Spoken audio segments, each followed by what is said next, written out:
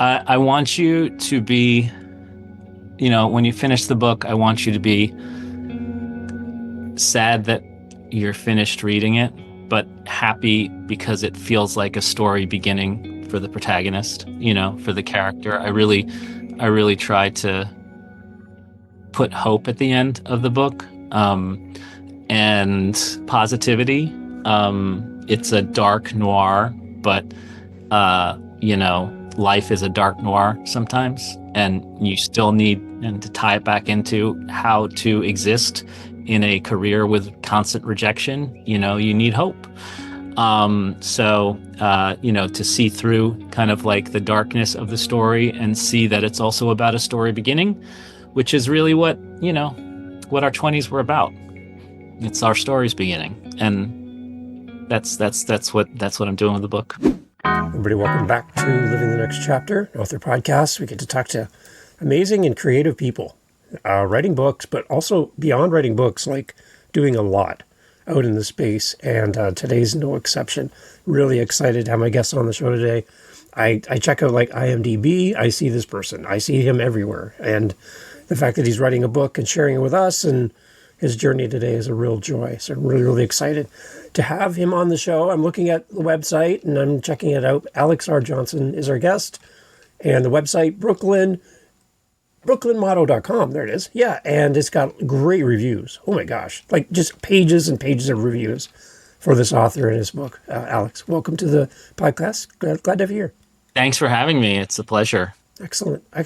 We chatted before we hit record. Let everybody know, Alex, where you are in this big world of ours. I'm in Brooklyn, New York. Moved back to Brooklyn after 10 years away in Austin, and before that, Brooklyn. So yeah. So you went from a place with a big sky to a place full of big skyscrapers. Mm-hmm. I do, and I do miss the big sky. Whenever I go back to Austin, it's big. It's very big. Beautiful. There you go.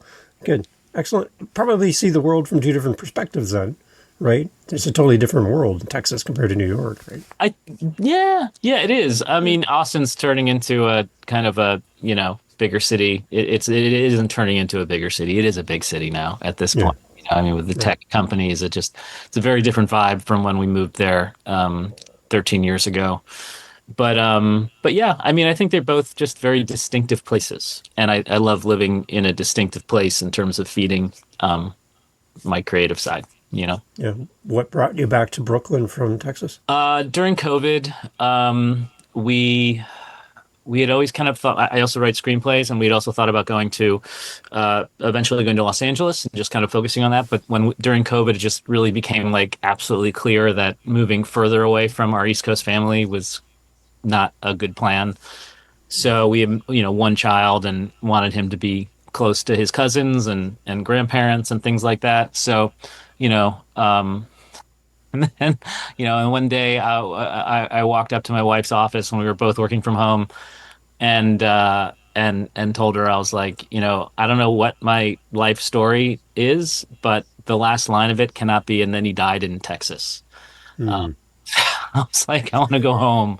I want to go back to New York. And it took a little while. It took a little while to figure it out. But but I was writing this book in Texas, and during COVID, it kind of was. It felt like I was home while I was writing it.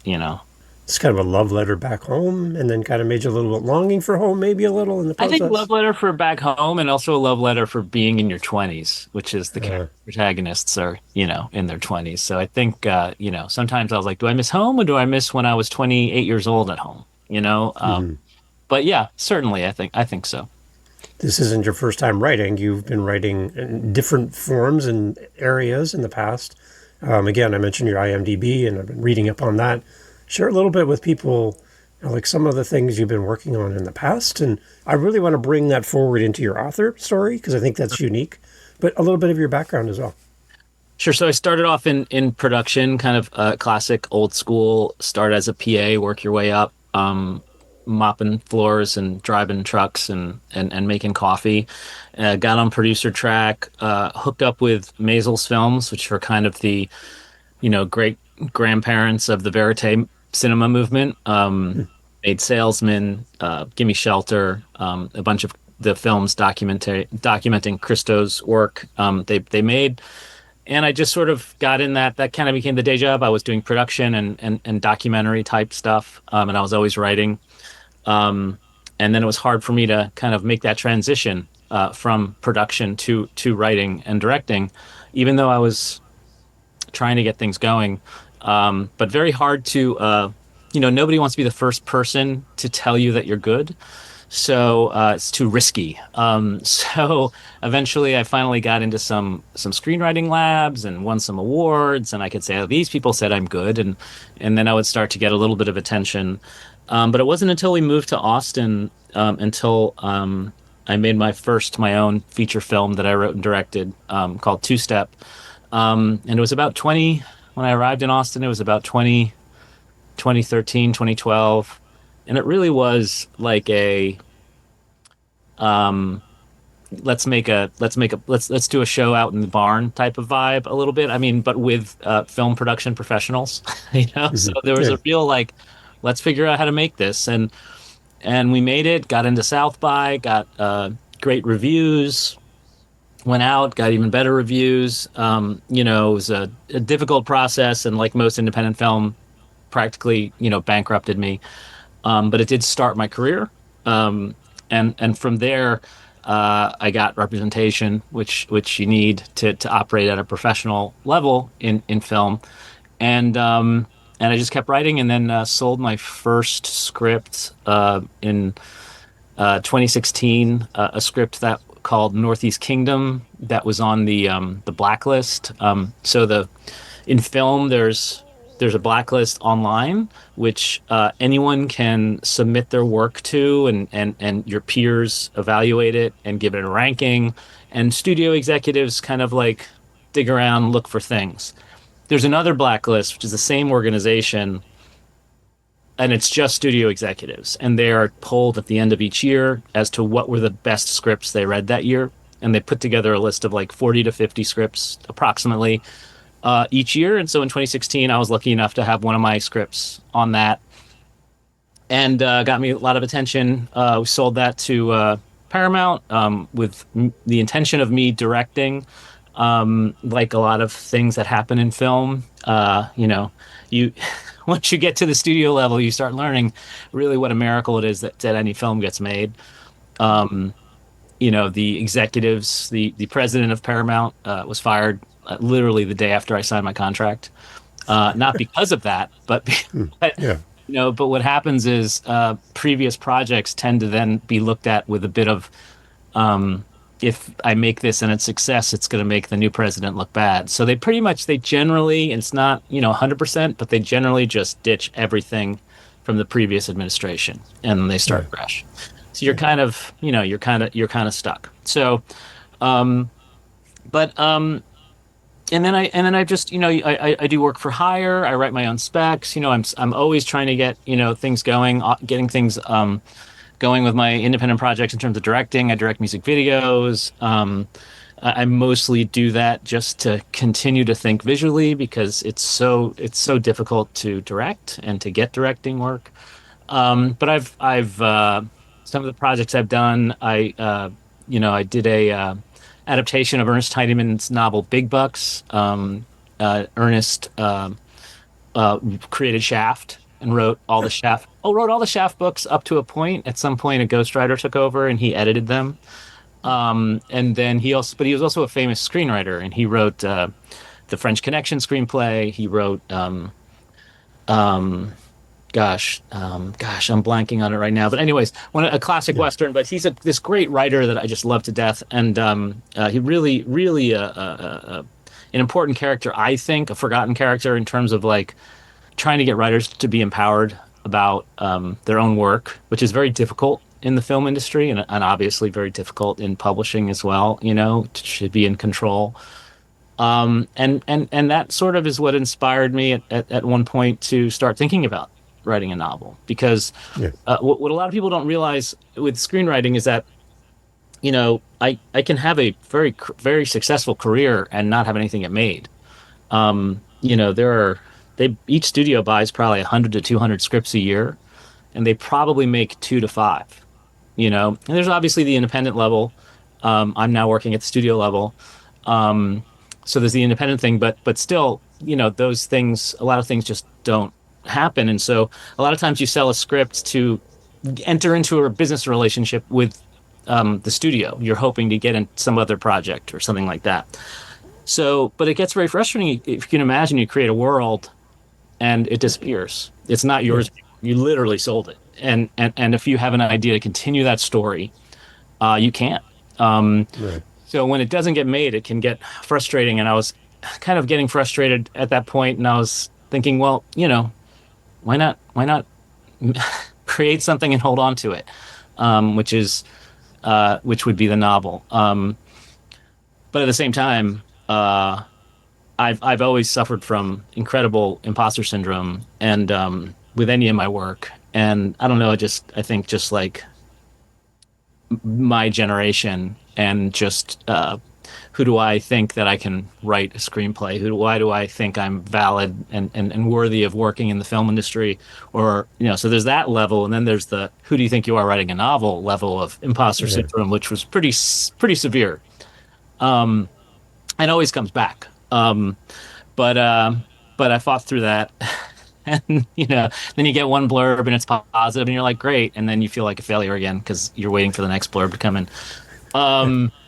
But yeah, and so that's kind of what led me to write the novel. I wanted I'll get calls from my agents and they'll be like, "Hey, where's your next?" And a spec is a speculative script that you write. You're not getting paid to write it. You write it with the intent of trying to sell it, or maybe just highlighting what you can write, and so you'll get hired for other jobs.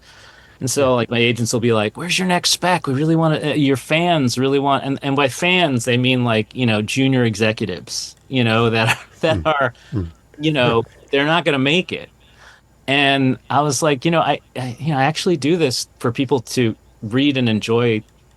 That's what drives me, is to tell stories and for people to hear them or to read them. Like I don't Yeah. want a junior exec. I do want junior executives to like me, but I want people to read my work and I want my stories to have a life, And so that was really all the energy that pushed me towards writing the novel.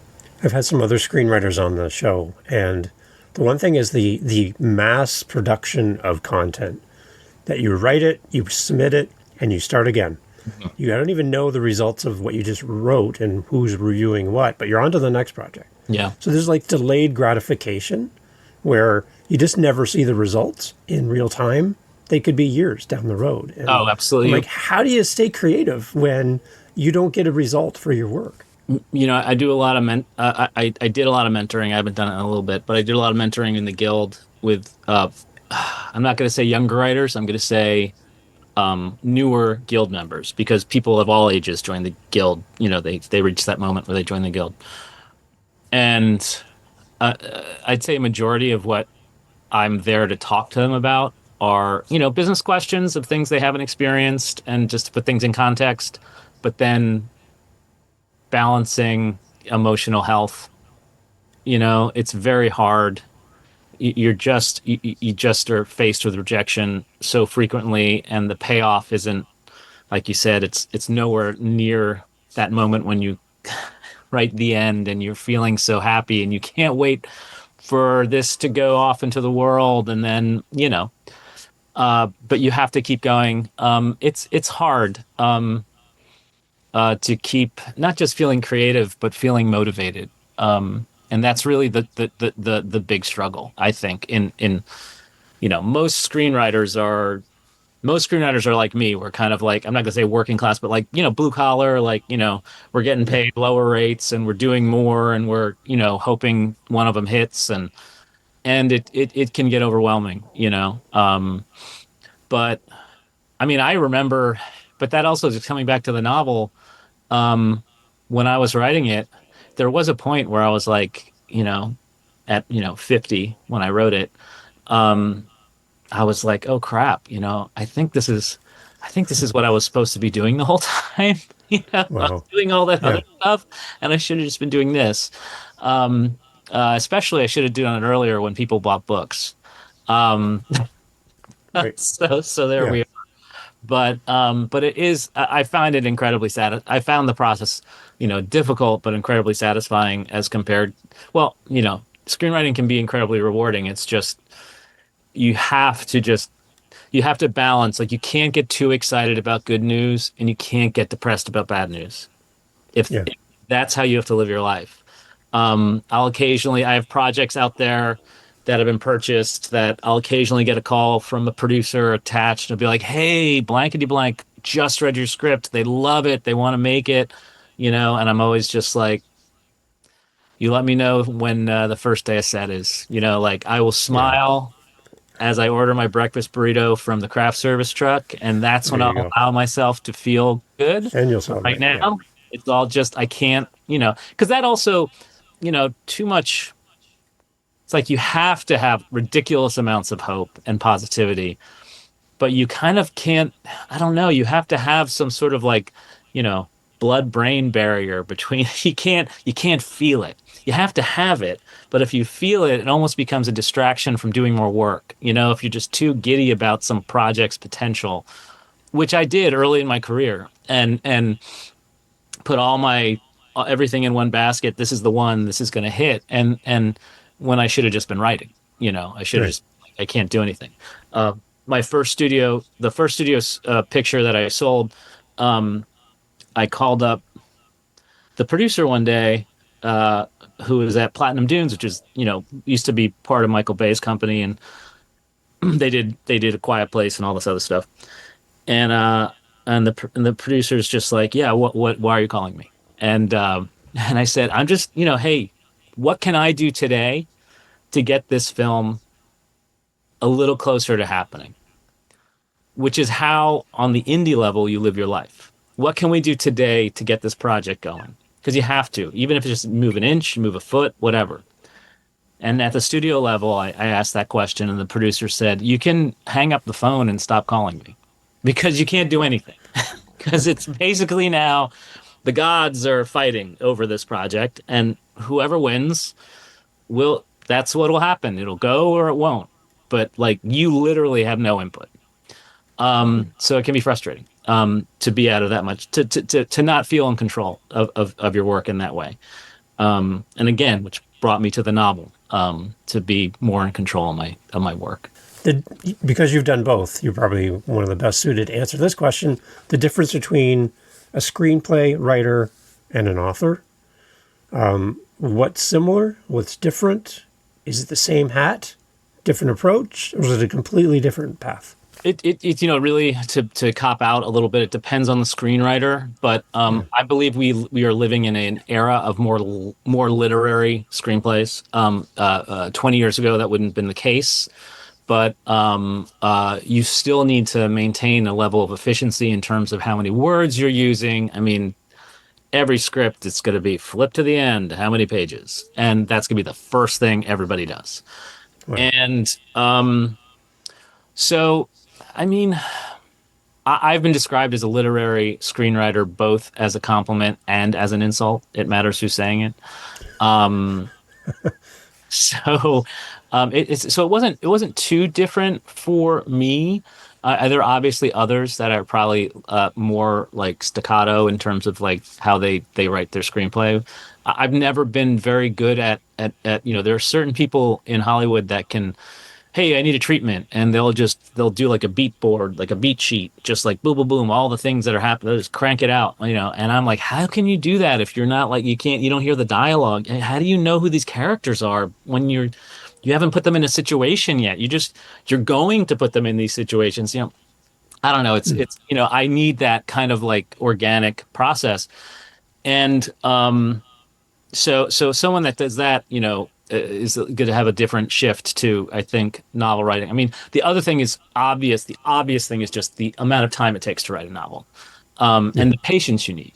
Um, Screenwriting can go faster. I mean, it goes as fast or slow as you write, but obviously that was a big shift, and it was a big. I think I wrote my first 12 pages in like 2 days, and then I was doing, like, you know, half to a page and a half a day, after that for a good chunk.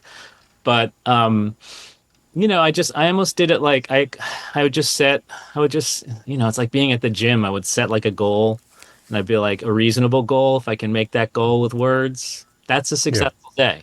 And I never made it extreme, because then I would feel beat down. So even if I'm like, I'm just going to do 300 words today, and then I do 2000, whatever it is, it would keep me going.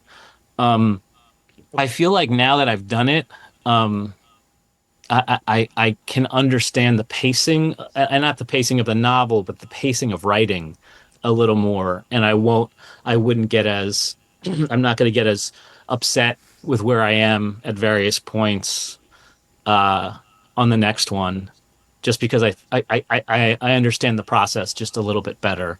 Um, but you know, the difference for me also is just that this novel is first person. Mm.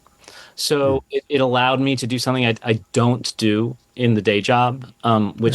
which I found fascinating and, honestly, fairly intoxicating to write in the first person. Yeah. I'd never done it and really loved it and enjoyed it. And then I think later in the book, at one point, I was kind of like, oh, but then you're also limited by the world that this person sees is all I can really be writing about, and Yeah. then I had to adjust to that and figure out ways to kind of like widen the world a little bit. But my big thing about like what I tell anybody is about can I write a novel, or can I write a screenplay?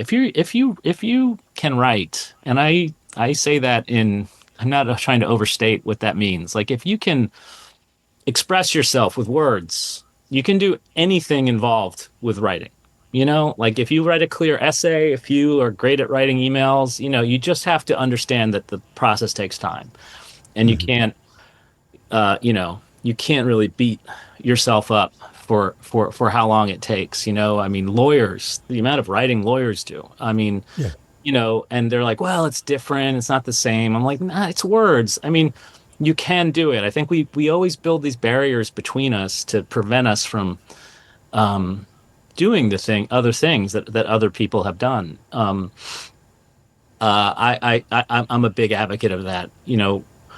One thing I do in terms of how I write, I'm basically going back to I've been doing the same thing since sophomore year of high school, uh, which helps me have all the fuel that I need to propel me through a story. Is I just do this spillage page that Mr. Cannon, sophomore year, Gonzaga College High School, Washington D.C., Yeah. taught us. And so what we used to have to do for his class, we would write a 1 page essay.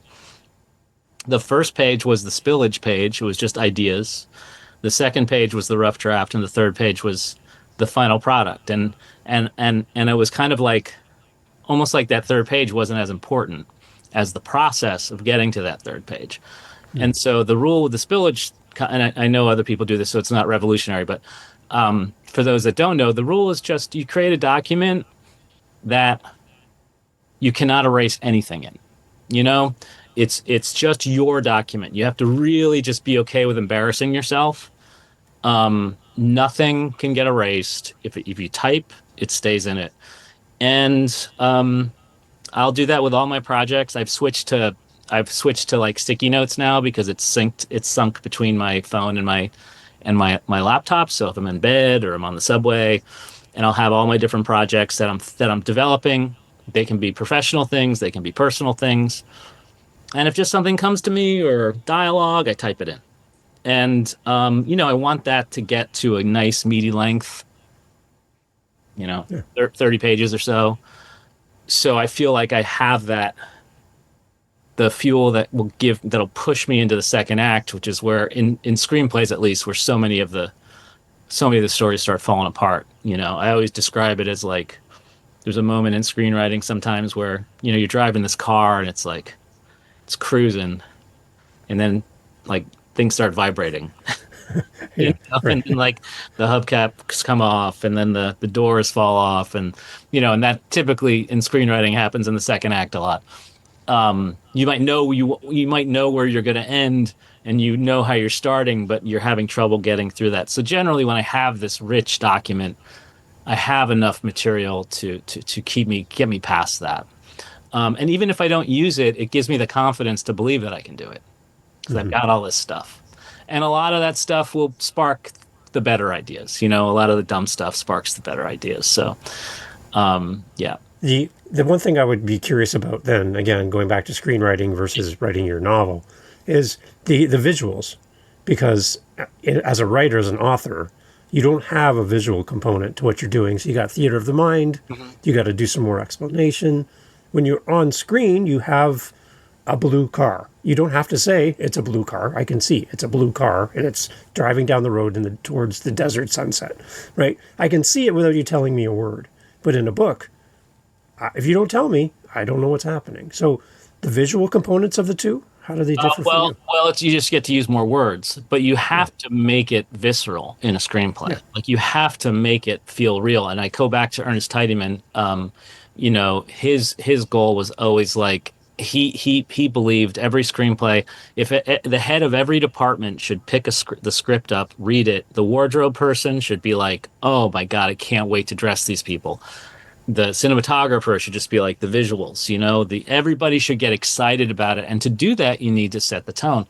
It's difficult to balance that. You know, you need to get efficient. You need to find a way. My first drafts are always wordier than they're going to be in terms of screenwriting. And, you know, and there's also this phrase, the white on the page, right? You know, like people get, you know, intimidated by these big chunks of text on the page, especially in screenwriting.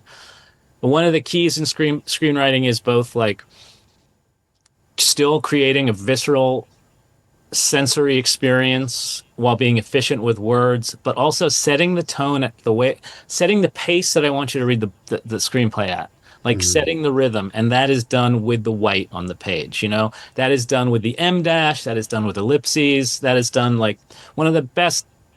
Anyone that's trying to get into screenwriting and is trying to balance it, I highly recommend you read Alex Garland's later screenplays. So Alex Garland did Annihilation. He just did, you know, he used to be, he was the screenwriter of like all the 28 Days Later series, and he did 28 Years Later with Danny Boyle. They were partners. He wrote Sunshine.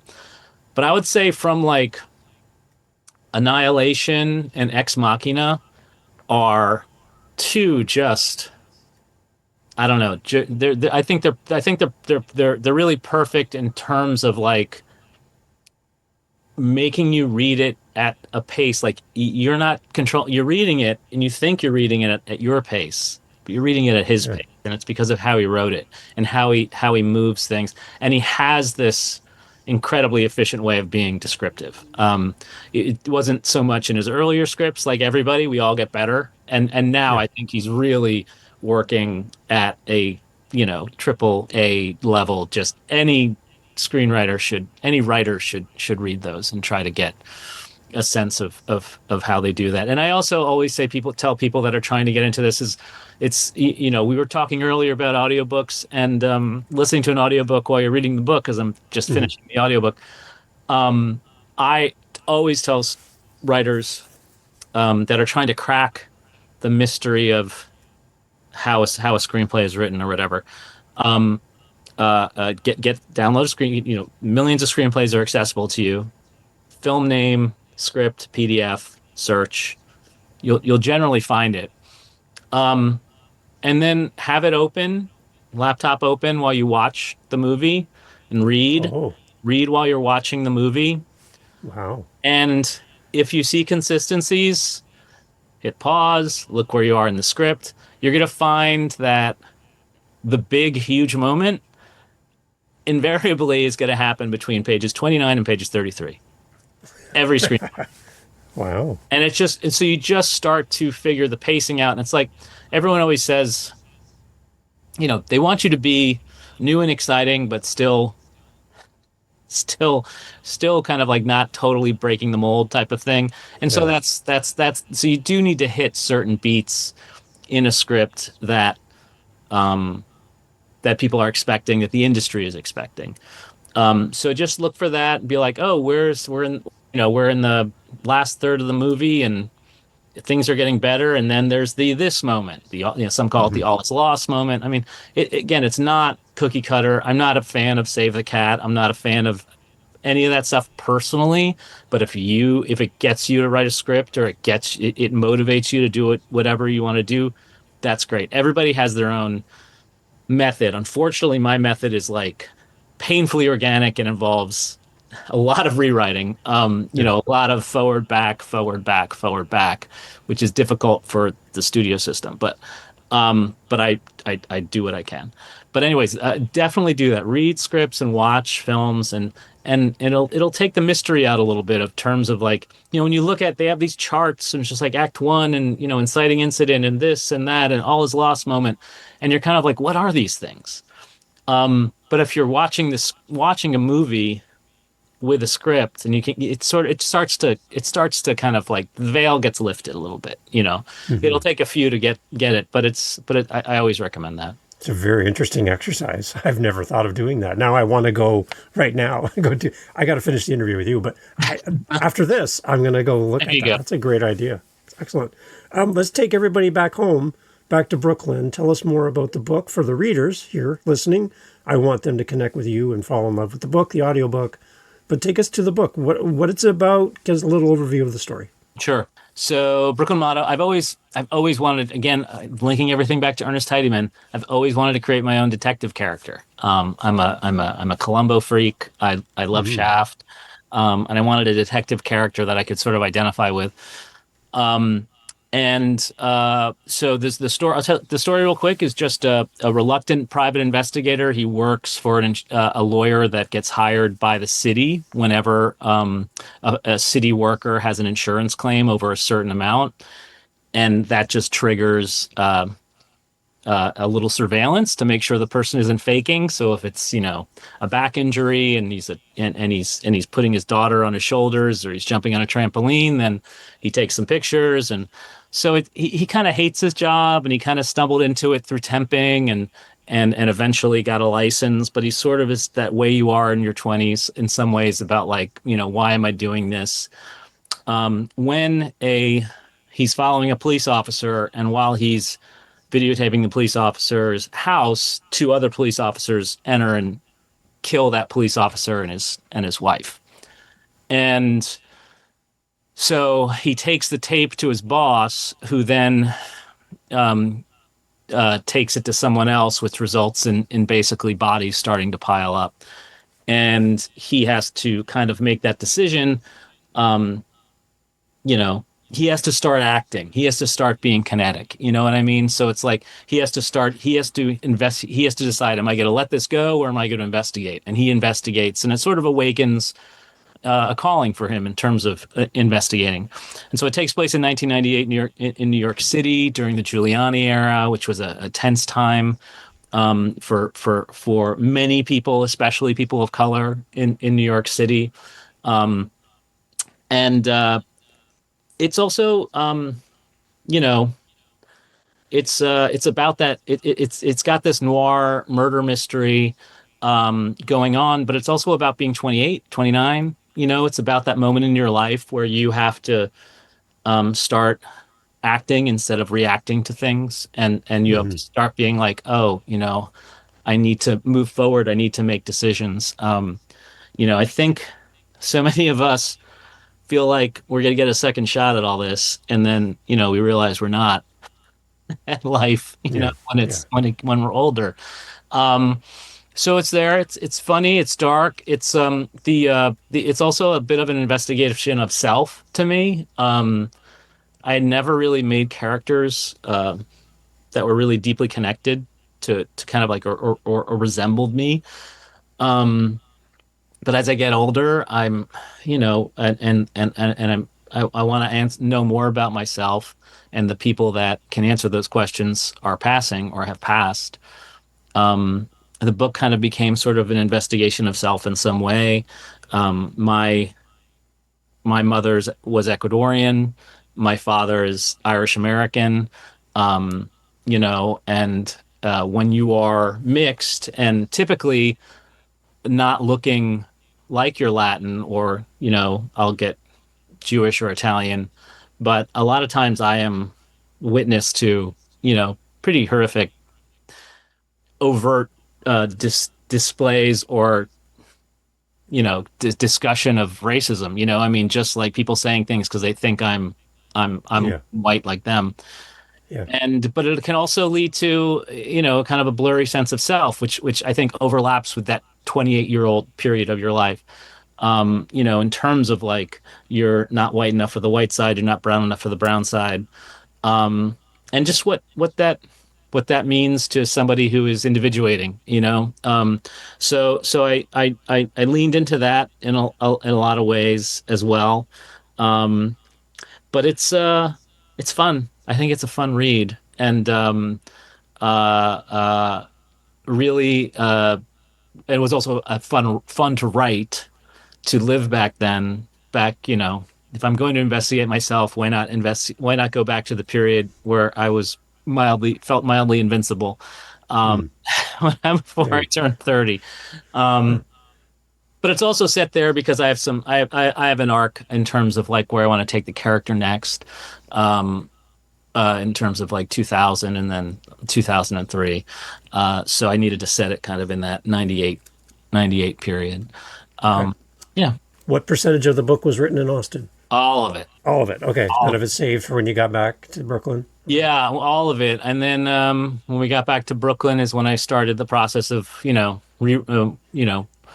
a lot of rewriting happened still in Brooklyn, a lot of tweaking and Yeah. things like that. But yeah, but so I had this. When I was trying to decide I wanted to set in 98, it was difficult because I was, I am, as they say, of a certain age. And my, that's basically the limit of how far I can remember. Yeah. But I found there used to be this thing called the Manhattan Diary, which was you could find it at like bookstores had it by the cash register, and it was just a very rectangular date book, and I was in film production, so I was freelance, so I would get booked and I'd be put on hold and I had to block out time and I couldn't I didn't want to double book and I didn't want to, so I needed to know stuff. So I had that maybe earlier than a lot of people were like keeping those things. And then I also had like, movies. And so I found it recently, or I found it when I was writing the book and just flipping through it, seeing like 1998 New York City movies at Film Forum that I went to go see, Bell and Sebastian concerts, Mm. whatever, Yeah. different bands and things like that. Dates that maybe weren't dates, but I was hoping were dates, or actual dates, and Mm. names I hadn't seen in a million years. Yeah. And so that really brought everything back. But then also I went ahead and ordered some Village Voices on eBay from the period of the book, the exact kind of like month of 1998, November 1998, late October 1998 is when I Mm. wanted to have the book set. I had the book set, and just flipping through these Village Voices, and for the people that don't know, the Village Voice is just one of them is an independent weekly, was one of the most famous independent weeklies in the United States. But there's independent weeklies all over, or there were, unfortunately, not so many anymore. Yeah. But just the muscle memory, just again, like you see like the Yeah. same ad and just like, oh my gosh, and then of course it's the 90s, so there's like 10,000 ads for futons.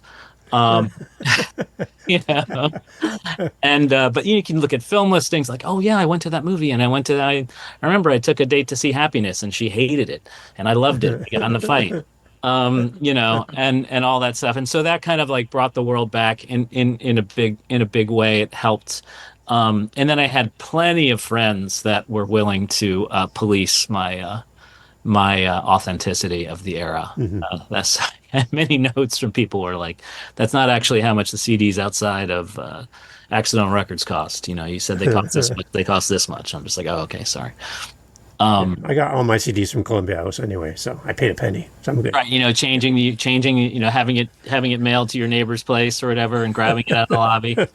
Never happened. We're recording right now. Never happened. So yeah, I like that. Yeah. What about like just walking the streets and resetting yourself from Austin back to Brooklyn?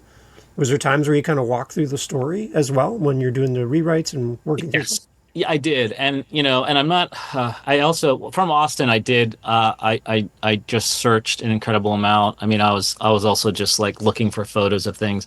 There are certain places I wish I wanted to put in the book that I couldn't because I couldn't find a photo reference or something, and I knew that if I messed up the description of Planet Thai in Williamsburg in 1997, that I would hear it from people, Yeah. Yeah. or pull somebody out of the story.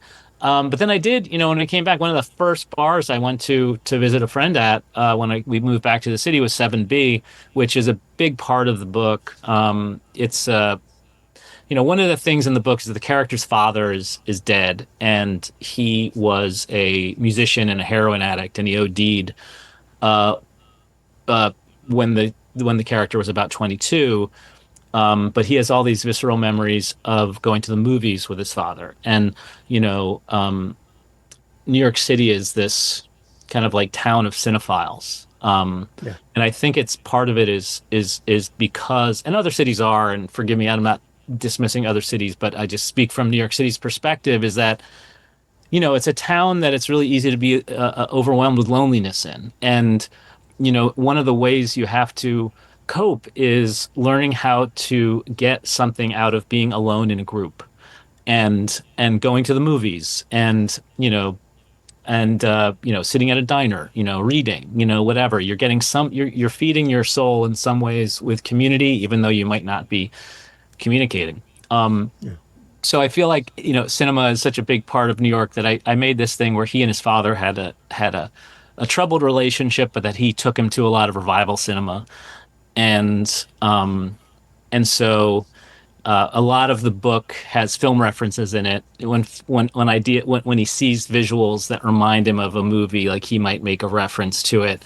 But one of the important things is this bar 7B, which I loved and I lived at in a good chunk of the 90s. And but it's famous because it is probably one of the most filmed bars in New York City. Currently, Marvel loves it. Jessica Jones was there, and all these, not Deadpool, Daredevil, and Yeah. all these people. But back in the day, it's where Paul Newman playing pinball at the beginning of the Verdict, um, Yeah. in where he drinks. It's where Serpico met with the cops to discuss like potentially what he's going to do. What met with like the lawyers and stuff to try to come out. It's in gosh, it's in just a million movies, and so I wanted to have it, in the book. It's all over Russian Doll, Natasha Lyonne's show. Like Oh. everything happens around that bar, like kind of like outside of it or inside of it, and so it was really important to me. So I thought it was a really good bar to have um, him be a regular at, with the idea being that it's familiar because you've already seen it in so many things, and Mm. when you're looking for things in a city of, and that can make you really lonely. You're looking for things that feel comfortable and safe. And because of seeing films with his father, it felt safe. But so I went back there, which when I was at Single in the 90s, I would go there and just get a couple of pints and play pinball. And I knew that at some point in the evening, somebody I knew would walk in. So I used to play pinball there all the time. But I went back with a friend, and all the pinball machines were gone, which Mm. was painful. And there were 1,000 TVs up because Yeah. they become some sort of a sports bar. And that's part of the story too, is that the city changes, and everybody has their city. Every place I went, when I walked the city streets and everything like that, everything, some things are the same, but most things are different. And you know every generation has that in New York, about you're mad because the Thai place is gone, and then it became a Yeah. deli, and then it became a bank. Yeah. Unfortunately, that's typically where it all ends up, is a bank or a Yeah. drugstore. Yeah. But yeah, everybody has the things that make them mad about what changes in the city. But the city is just going to change with or without you. Yeah. But yeah, so a lot of it has changed, but I did walk through it a bunch. Nice. So, Alex, for the reader, what is your love letter for the book? We kind of talked about the story, the characters, but if you could kind of share with the readers, what is your hope as a reader as they grab a copy of Brooklyn Model? I want you to be, when you finish the book, I want you to be sad that you're finished reading it, but happy because it feels like a story beginning for the protagonist, for the character. I really tried to put hope at the end of the book, and positivity. It's a dark noir, but life is a dark noir sometimes, and you still need, and to tie it back into how to exist in a career with constant rejection, you need hope. To see through kind of like the darkness of the story and see that it's also about a story beginning, which is really what our 20s were about. It's our stories beginning, and that's what I'm doing with the book. Excellent. So the website is brooklynmotto.com. We'll have a link for that in the show notes for everybody. I'm encouraging everybody, when you buy a copy, not if, but when, they leave a great review. I know Alex would love to hear your thoughts. Thank What you see it from a reader's perspective, I think that would really be meaningful to him as an author. You talk about the story being a starting point. What about for you as an author, Alex? My show is called Living the Next Chapter. It's kind of in the name. Yeah. How are you living your next chapter? I'm gonna try to take. I'm trying to take control of the stories and the screenplays that didn't connect or that weren't able to go. And now that I feel like I understand the concept of writing a novel, a few of my projects I'm gonna adapt into novel form, with the understanding that whatever happens, but at least I'm going to tell that story and people are going to read it. That's what matters to me, and I'm looking forward to trying to write start the next book in the series of Nico Kelly. Nice. Excellent. Alex, thank you so much for doing this. Thank you for writing the book and spending time with us. We've learned a lot. Again, I'm going to go watch a movie with a screenplay in front of me and watch it and go, wow, this is blowing my mind. So it's a great suggestion. But Alex, thank you so much for being part of the show. I'm going to send lots of people to you to come read and support you. So again, thank you for doing this. Appreciate it. Thank you so much. I really appreciate it. Excellent. Everybody, as always, show notes. You'll see all the links. Grab a copy of the book. I love it. It's yellow. It's kind of like a taxi cab yellow almost. And that kind of brings me back to New York as well. So Alex, thank you so much. Appreciate you being here. Thank you, Dave. Hey, thank you so much again for pressing play. As you've heard, great guests on the show. And one thing you didn't hear in this conversation is what? What did you not hear? Think about it for a second. That's right. Not a single solitary commercial for a mattress or a supplement or a whatever you call it. No. Why? Because we don't want to break up the conversation with commercials. So the fact that you're still here means that you are a fan of the show, I'm assuming. So if you want to help to keep the podcast going and to make me feel really happy, all I really care about is coffee, okay? I just got to be honest. I love coffee. I'm drinking one right now. It's starting to get cold. I need to warm it up. Helping us with our Buy Me a Coffee link over at livingthenextchapter.com and also in the show notes helps kind of keep the lights on around here. Remember, I'm doing this for free. I'm paying for everything. So I would love to have a little coffee donation, even $5 kind of fills up my cup. And I would love to enjoy a coffee from you. So if you're interested, again, thank you for listening. But you can use our Buy Me a Coffee link and fill up the cup. Thanks for being here.